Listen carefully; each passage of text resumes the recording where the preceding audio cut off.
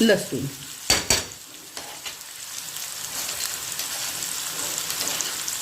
लसूण पण तेलातच टाका म्हणजे छान भाजतो लसूण.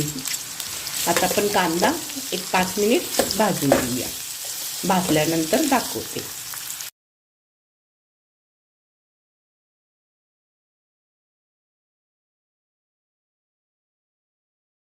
कांदा छान भाजलं, लसूण भाजलेलं पण छान वास आलं.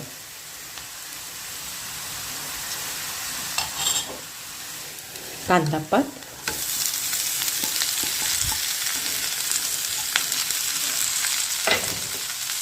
एकच सेकंड कांदा पात तेलात भाजून घेऊया. एकच मिनिट.